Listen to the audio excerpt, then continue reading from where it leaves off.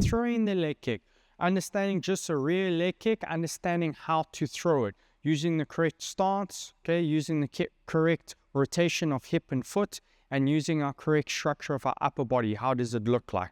So I'm with my opponent, I'm in the correct range and distance that I can't get countered.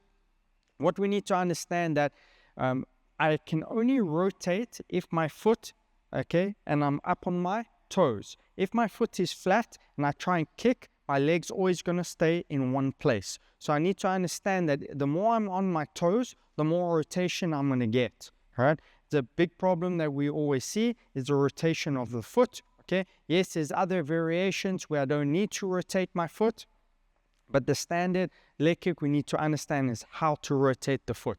Doesn't matter now if I'm throwing a leg kick or I'm throwing a body kick or a head kick, I always want to be able to rotate my foot and reset my foot, okay? So I can only do that if I'm up on my toes. That's the first part.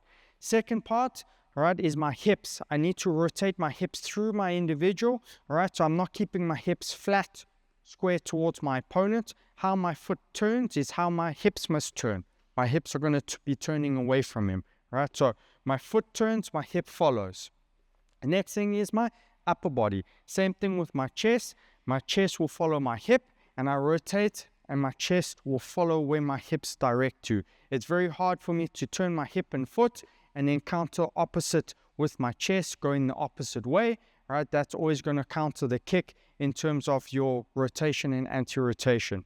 My hands, again, I need one hand up and one hand down. The hand up is obviously for protection. The other hand that goes down is mainly for balance. So if I kick with my right hand goes down, right? And I use this for balance. I can either go down, but specifically I always want to go towards his head, right?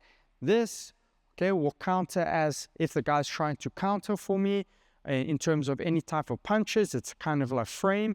I'm able to also judge my distance and range, and I can take my hand and put it towards his face to understand, to block some visual aspects of the individual, okay? The other thing is not dropping this hand, all right? So my hand goes out, my other hand mustn't go down, all right? We always see this in the guy's kick, all right? I must make sure that my hand stays up as I rotate all the way through. Again, from here, I'm rotating all the way through, turning everything, and making sure that my hand's up and my other hand is out and balancing my body. How I want to connect, I want to always try and connect with my shin, guys. I'm not necessarily always kicking with my shoelaces, all right? I want shin to muscle. That's going to cause the most damage. So when I rotate my angle, there's different types of variations that we'll get into, all right? We can come up, we come straight on, and we can come down. The first standard one that we're talking about now is just going straight on. So I'm going in a straight line and cutting into his leg, all right? And I can only do that if I turn my foot, I turn my hip and my upper body shoulders in the correct directions, and then I have my hands in the correct position, one up, one down. So again, from this angle, one, okay, we change the angle,